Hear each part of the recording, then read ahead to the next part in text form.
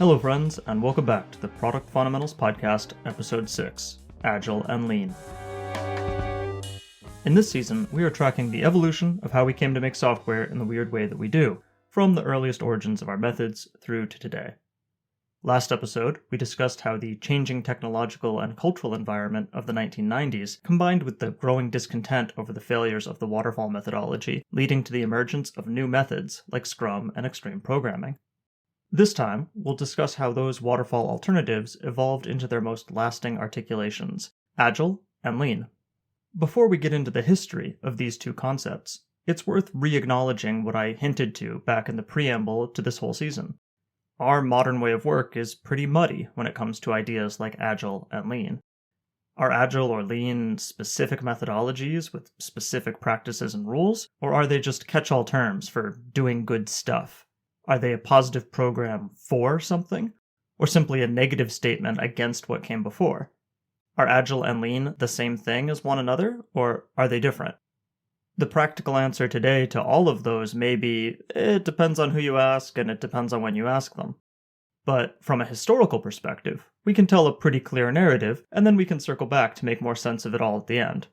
So let's get into the history. On March 10 of the year 2000, the Nasdaq Composite Stock Index, which contains the stocks of most publicly traded technology companies, hit its then all-time high of 5,132 points.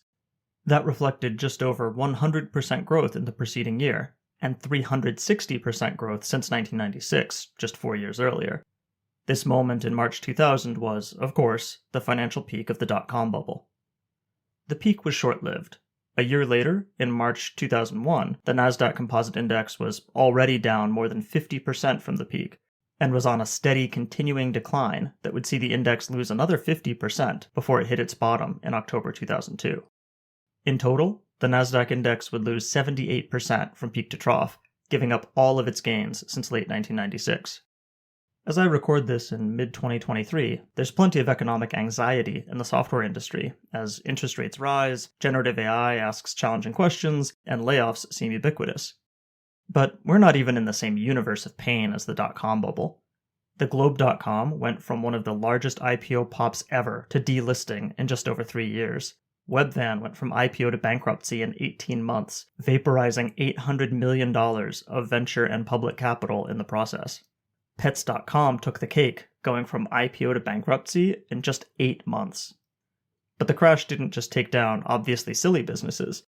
It also crushed solid businesses, some of which survived just by the skin of their teeth, such as Amazon and Priceline. It was in this environment, where the sky was truly falling, that supporters of extreme programming had held a number of meetings and online conversations, which culminated in the decision to organize a summit of sorts with practitioners of various anti-waterfall methods of building software. The bubble had shown something was rotten in the state of software, and it was time for a change. Invitations went out to inventors and advocates of XP, Scrum, the Ruby programming language, various design approaches for using object-oriented programming, and other IID methodologies. In February 2001, 17 self-described organizational anarchists met at Snowbird Ski Resort outside of Salt Lake City, Utah, to synthesize their perspectives into a shared statement about how we should make software.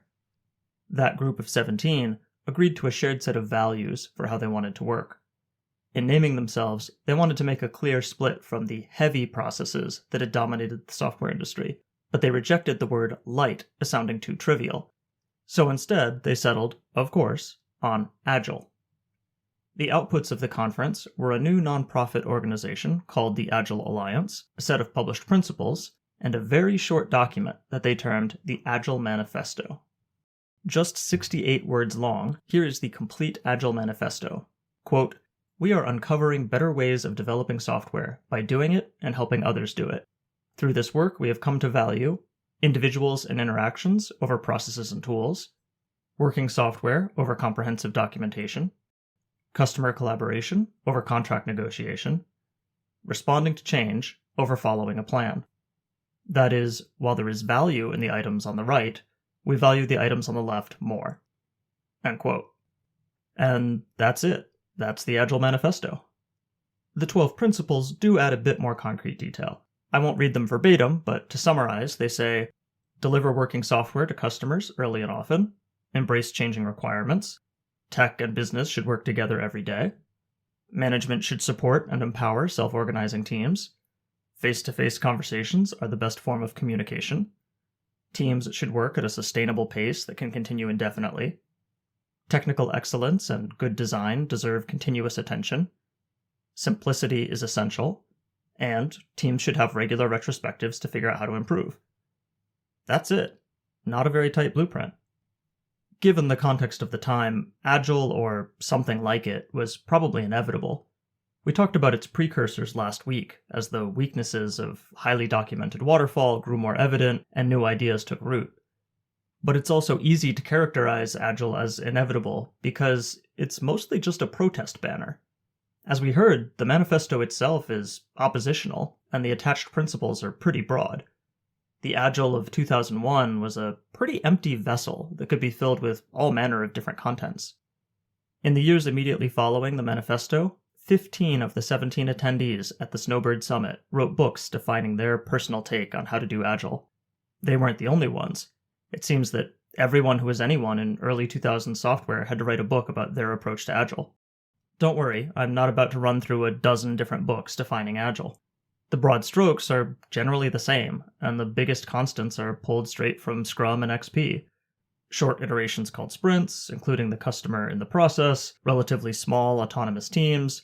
You get the picture by now. While there was nominally a single organization, the Agile Alliance, at the center of all this, whatever authority they might have had to set an agenda quickly got lost. With all these many voices, Agile rapidly became a broad banner rather than a specific practice.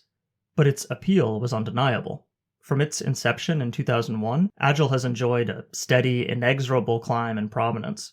Google's Ngrams tools shows that the use of the word Agile in books began a long linear growth in prominence from the time of the summit through to the most recent data from 2019. Web search trends show similar continuing growth. Agile immediately captured the zeitgeist, and it hasn't let go. Last episode, we touched on extreme programming as an early exemplar of the class consciousness of programmers, and the accompanying idea of the coder as craftsman. That notion only strengthened with the Agile Manifesto. Heck, just using the term manifesto with its radical political overtones, and then having the document be just 68 words, was as much an act of cultural expression as business strategy. The independent, anti-corporate thread of software culture is clearly on display in the early days of Agile. Just a millimeter below the surface of the Agile Manifesto and its accompanying materials is a rejection of the suits who want to tell engineers how to work, and a desire from workers to claim greater control and ownership of what they build. It's certainly possible to take a cynical view of the Agile Summit and its follow-ons. As mentioned, the Agile Manifesto's authors were consultants and working senior engineers, most of whom went on to sell books and courses evangelizing their preferred flavor of the methodology. While they were challenging the prevailing way that software was made, it's hardly novel to accuse large companies and government agencies of being slow and inefficient, especially after a financial crisis.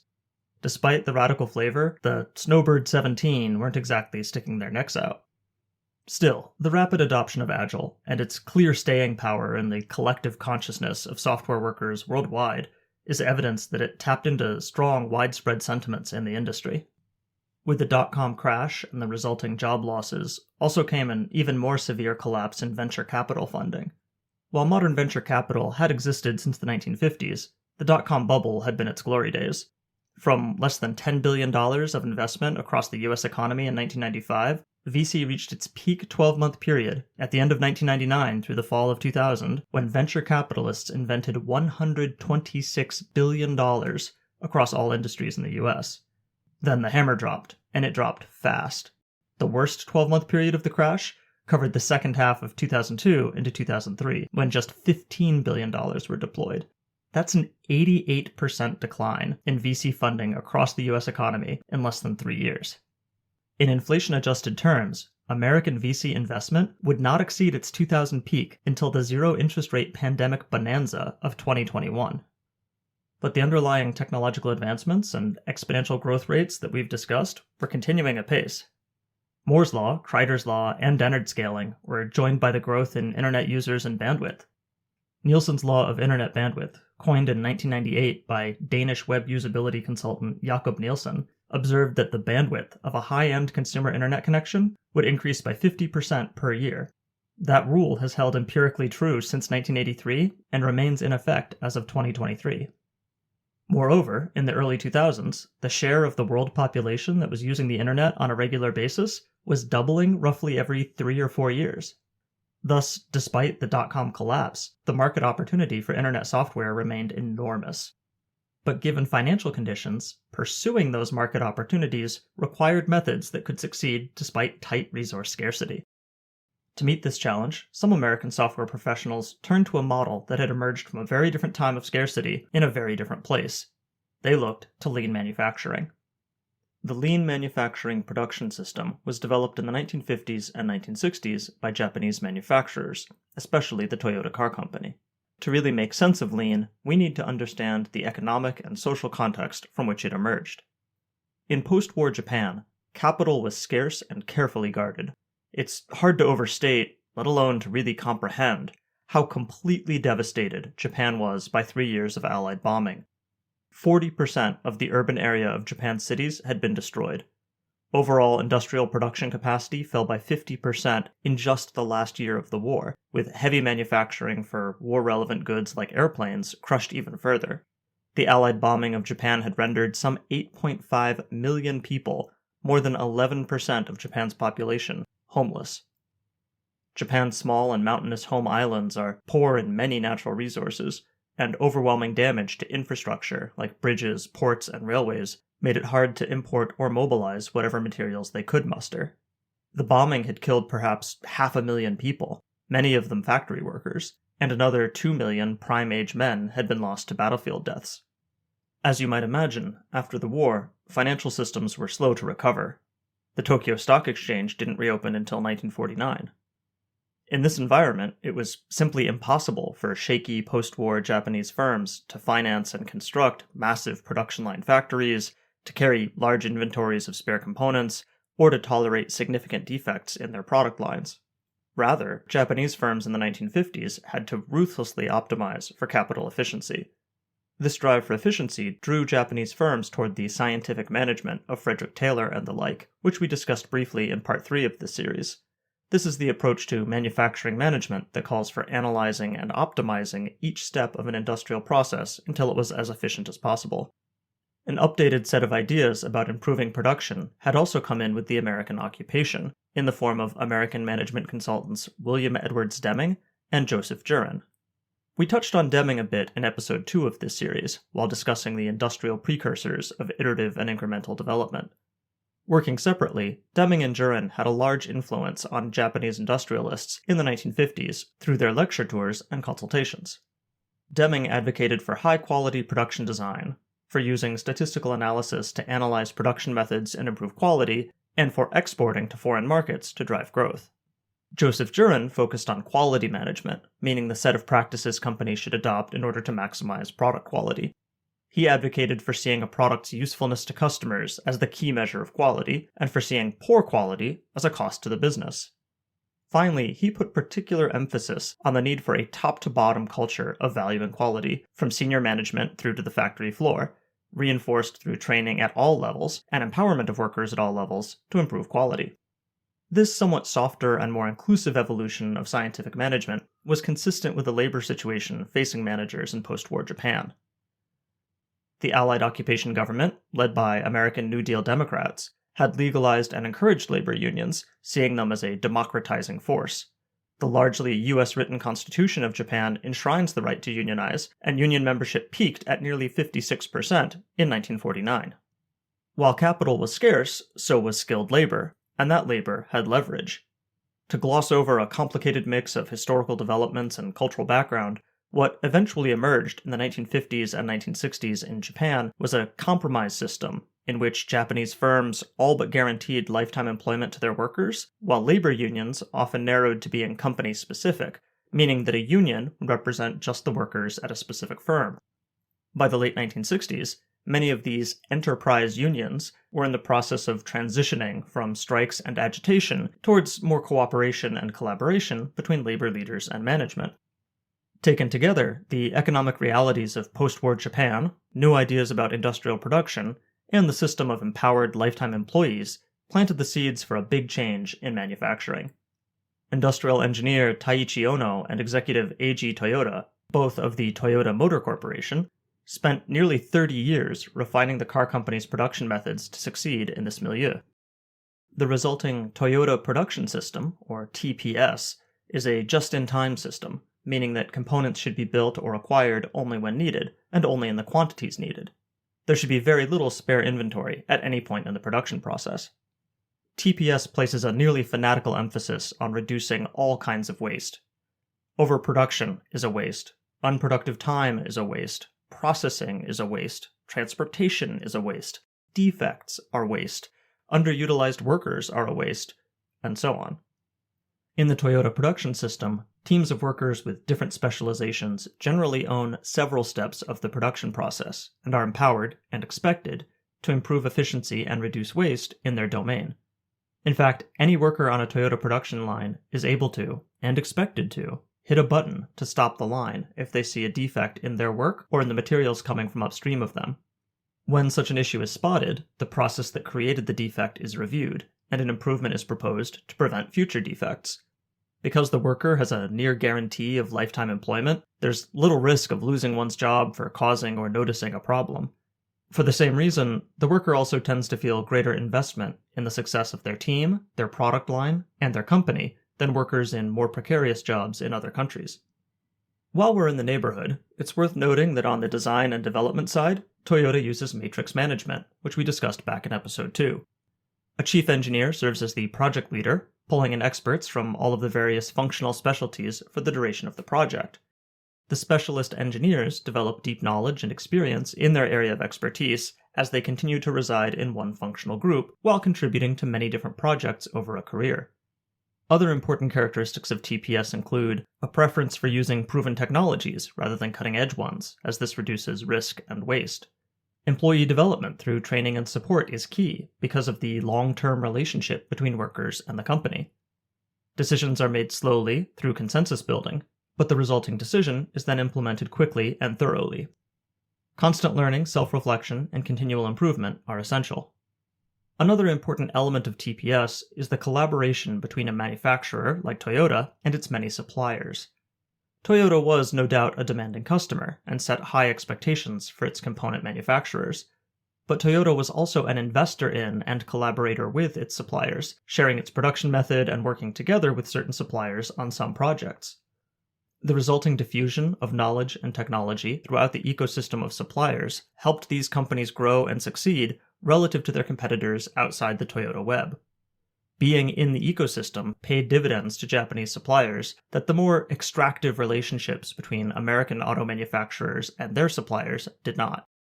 The Toyota production system also gave us the Kanban, commonly adopted for tracking progress in software today, which in the manufacturing context was used to track inventory levels of different components at different stages of production. TPS is a pull-based system, meaning each step of the process should be sending a pull signal to the steps upstream of it when it runs low on some input, triggering more production upstream. If the supply of components either runs out or accumulates a large backlog at any point in the system, then there must be an inefficiency that should be addressed.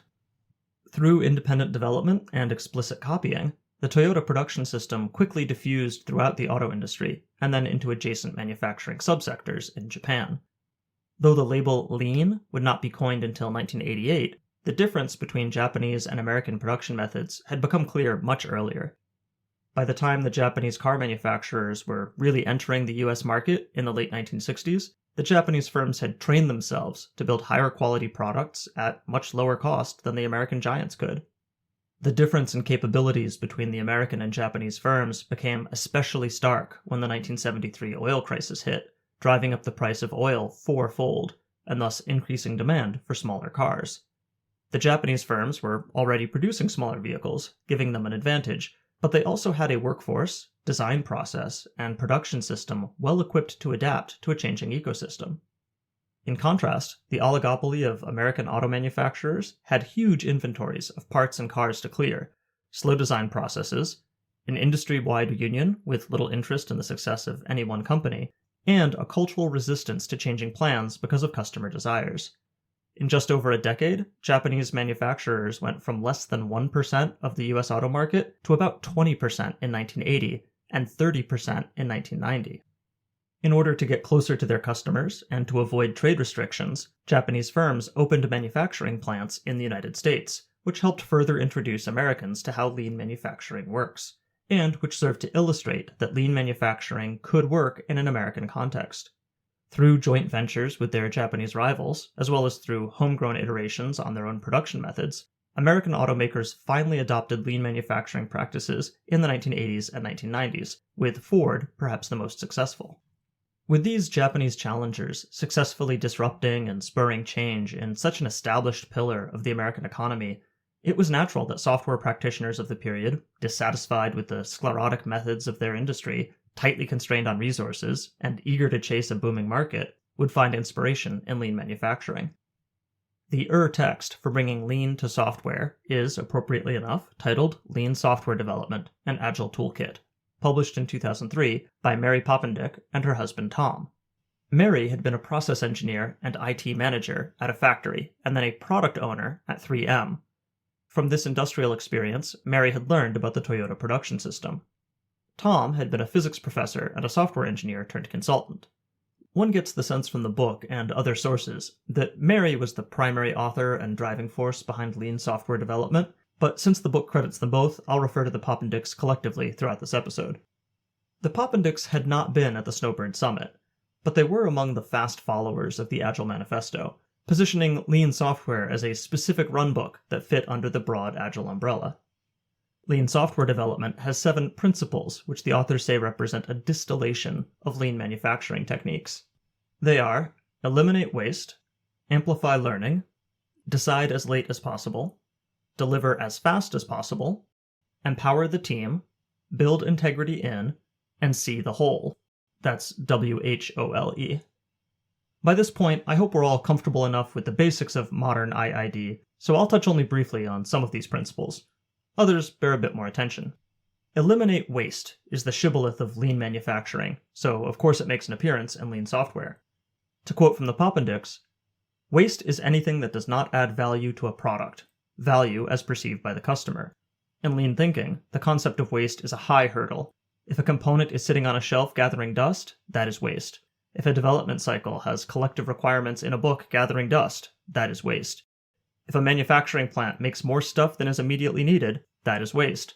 If developers code more features than are immediately needed, that is waste. The ideal is to find out what a customer wants, and then make or develop it and deliver exactly what they want virtually immediately. Whatever gets in the way of rapidly satisfying a customer need is waste.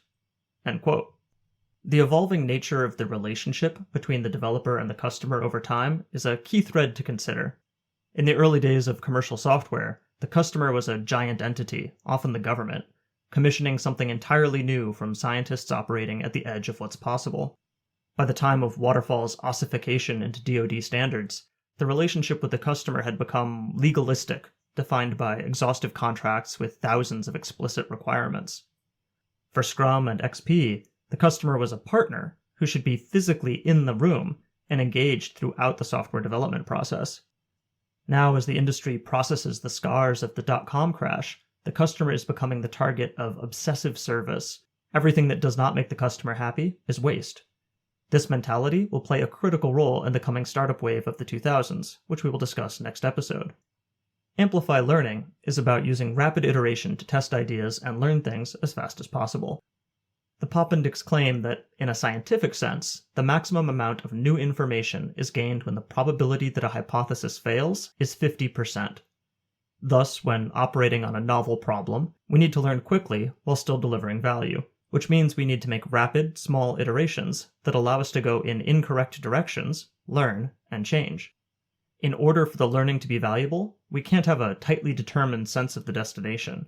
Once we're anchored on an outcome, feedback becomes dangerous because it can threaten the plan. Deciding as late as possible means rejecting the desire for settled decisions before any action can begin. Just as Takeuchi and Nonaka described in The New Product Development Game in our last episode, phases of a project run concurrently rather than sequentially. Each worker, team, and project must preserve enough flexibility in their plans to accommodate changing requirements. We design for change, avoid making commitments to specific features until the last minute, and then develop the capability to respond quickly when there really are pressing needs to be satisfied. Thus, we avoid deciding our way into dead ends and traps. Deciding as late as possible leads naturally to the next principle: deliver as fast as possible.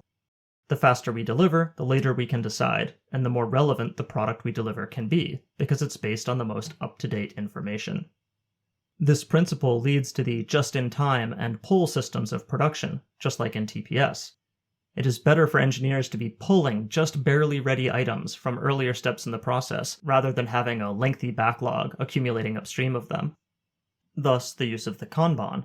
The visualization shows work in progress at various stages of development, highlighting where there are surpluses or bottlenecks in production. Empowering the team stands out from the other Lean principles because it's incumbent on management, rather than the individual contributors, to make it happen. In Toyota, individual team members have the career safety and the autonomy to improve how they work. Lean software is built around the idea that, contrary to Frederick Taylor, workers want to do well and earn respect through excellence. They don't need to be told how to perform their jobs and then relentlessly monitored. They need to be given the space, resources, and incentives to discover how to do the job well themselves. In applying this principle to software management, the Poppendick's echo the new product development game. Management must give teams a clear, compelling, and achievable purpose, provide access to customers, give the team latitude to make its own plans and commitments, supply resources, and shield the team from distractions. Teams also need recognition for success to reinforce the intrinsic motivation for excellence that the whole system is predicated on. While they don't dwell on it, the Poppendicks do also express passing skepticism with OKRs and other management tools as more likely to feed job dissatisfaction rather than motivation. They write, quote, "We believe that the critical factor in motivation is not measurement, but empowerment. Moving decisions to the lowest possible level in an organization while developing the capacity of those people to make decisions wisely." End quote. Build integrity in refers to two linked concepts which had been previously described in research into how some car companies delivered consistently superior products than their competitors. These concepts were perceived integrity and conceptual integrity. Quoting the Poppendicks, "Perceived integrity means that the totality of the product achieves a balance of function, usability, reliability, and economy that delights customers. Conceptual integrity means that the system's central concepts work together as a smooth, cohesive whole." End quote. You may remember that Fred Brooks, in the Mythical Man Month, thought that what he called conceptual unity was critical to software success, and that in order to achieve conceptual unity, projects needed to be anchored in the vision of a singular wise chief architect. While certainly less hierarchical than Brooks's approach, the Poppendicks Lean software still has a concept of the master developer, who is the respected leader of a project. But they soften a project's reliance on this central figure by increasing developer-customer contact, having customer test iterations, and by the use of model-driven design, in which the customers and developers work together to define the set of concepts in the system, which is to say, the classes of objects in an object-oriented program, and how they interact. Building a shared conceptual model used by both customers and developers should increase the integrity of the result. Building integrity in also becomes the umbrella for practices like automated testing and refactoring. Automated testing ensures that the system remains reliable, maintaining its perceived integrity. Regular refactoring reduces waste by preventing the buildup of brittle, failure-prone systems, and increases conceptual integrity by ensuring consistent principles are applied across the program. The final principle of Lean software is see the whole. The point here is captured in the maxim, beware of the temptation to optimize parts at the expense of the whole. In the weeds of a software product, this has a literal sense, which blends into the previous topic of integrity. All the parts should work well together. But seeing the whole also applies to many areas of measurement. In performance management, the Poppendicks express skepticism about rubrics that pick out a few areas to measure and rely on as indicators of holistic performance. In evaluating failures, they caution against attributing them to a narrow cause or to an individual, rather than to systemic problems. Resist the temptation to focus on easily seen and measured symptoms, rather than on elusive root causes. One last bit to pull out of the book is a good reminder of the time it's being written in. About half of the See the Whole chapter is about how to structure contracts between customers ordering software and the firms building it on demand. Since Agile and Lean are still such common concepts in modern software development, it's easy to forget that even these concepts are kind of historical now. In 2003, we still weren't in the software as a service era. The only specific internet software product that I noticed getting a mention in the book was Google's basic search engine, and that only got a mention in a brief aside. The methodologies that are still such touchstones today are, themselves, products of a very different time. So with all that said, what do we make of Lean software? First, let's touch on its relationship with Agile. As one of the first methodologies to be articulated after the Agile Manifesto, Lean software development became closely associated with, and representative of, Agile overall. This wasn't some sneaky co-opting. The foreword to the Poppendick's book was from the originator of extreme programming, Ken Schwaber.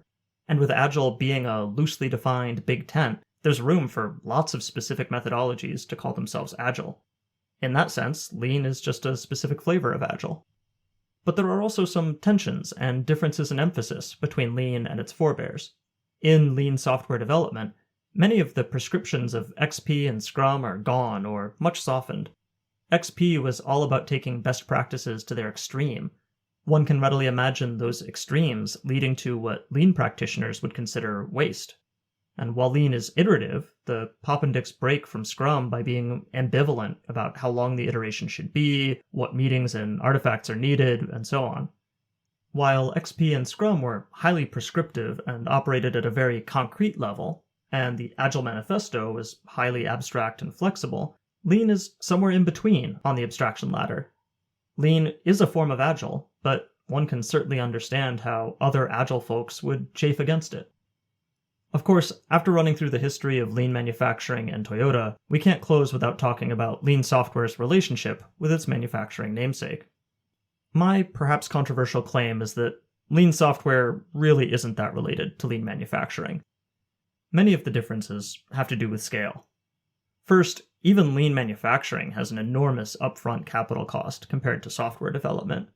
Even in the days before cloud infrastructure providers, the cost of a server, a few workstations, and a converted warehouse working space for a handful of software engineers paled in comparison to the cost of the leanest automobile production line. The nature of the product is also very different. Car companies make significant investments to design a vehicle, and then manufacture many thousands of identical products. Even before software as a service, this was a poor parallel for software. The design and the production of software are much more nearly the same process than the design and manufacturing of physical goods.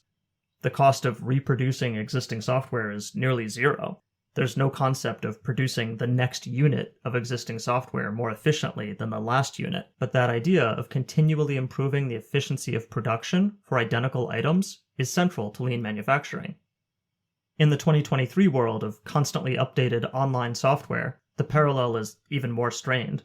There are no fixed editions of most software. There's a single, continuously evolving product. The only manufacturing process that we've talked about that mirrors that dynamic is the development of the X-15 aircraft in the 1950s from back in episode 2. That was a small team of experts operating at the cutting edge of technology. That's not at all like lean manufacturing, with its efficient, scaled-up production of many identical units using well-established materials and technologies. Lean software methods also don't create the networks of collaborating suppliers that lean manufacturing does. Most software companies don't have the size, the clout, or the dependency on external suppliers to build a network of interlocked firms that collaborate and share ideas. Each company is an island, with informal social bonds and the poaching of talent between firms driving any cross-pollination of ideas, rather than structured programs. Most importantly to my mind, though, and most often overlooked, is the labor structure. Having worked in both Silicon Valley and in Tokyo, I can tell you from personal experience that the labor protections of working in Japan really do change your relationship with your company and your work. For workers in more traditional industries like manufacturing, especially during the ascent years of the Toyota production method, the expectation of loyalty went both ways. Companies couldn't fire workers, and it was also difficult for workers to change job between companies mid-career. As a result, workers from the production line through to management had a long-term commitment to their company, simultaneously as a source of prosperity and as a source of identity. The story could not be more opposite for workers in software, especially in the United States. Unions functionally do not exist. Job tenures of 2 years or less are very common, with workers frequently changing company in pursuit of higher pay. Companies are free to fire workers with impunity, and as I record this in 2023, recent events have shown that cash-flush, massive tech companies can and will fire tens of thousands of workers at once without any clear necessity beyond a vague sense of shareholder value. Lean manufacturing relies on workers having a strong commitment to both their employers and their teams, on workers having the financial and psychological safety to raise problems, and on workers having the confidence that their input will be taken seriously. None of that exists in any formalized sense in the software industry in the United States or in other countries with similar labor laws and norms. Given the centrality of a particular labor relationship to the construction and success of the lean manufacturing system, I find the application of the lean label to software rather disingenuous. There are plenty of good ideas in lean software, but personally, I really wish the Poppendix had picked another name. Of course, whatever the differences from lean manufacturing, lean software and the wider Agile movement stood in clear contrast to the creaking waterfall paradigm that they had rejected, and these newcomers gained near total dominance in the minds of software professionals. A perennial follower in matters of software by this point, even the US Defense Department would finally revise its procurement guidance to explicitly favor Agile contractors in the 2010s. I even came across a 2018 document from the Pentagon's Defense Innovation Board called DIB Guide, Detecting Agile BS, which includes this delightfully self-aware line. Quote, "Agile is a buzzword of software development, and so all DoD software development projects are, almost by default, now declared to be Agile. The purpose of this document is to provide guidance to DoD program executives and acquisition professionals on how to detect software projects that are really using Agile development versus those that are simply waterfall or spiral development in Agile clothing." End quote. When even the DoD is offering tests to distinguish between real and fake Agile, you know that the industry has had its worldview changed. That's all for this episode. Next time, we'll see these methods for designing and building software brought to a much wider scope as the startup wave of the 2000s turns the whole business into an experiment, reinvigorating the software industry and bringing MVPs, OKRs, mobile, and more to our way of work. As always, your comments and feedback on this episode are very welcome. You can find a transcript, links to sources, and ways to reach me on the show website at prodfund.com. And if you like the series and you want to hear more, do me a favor and share it with someone you think would enjoy it too. Thank you very much for listening.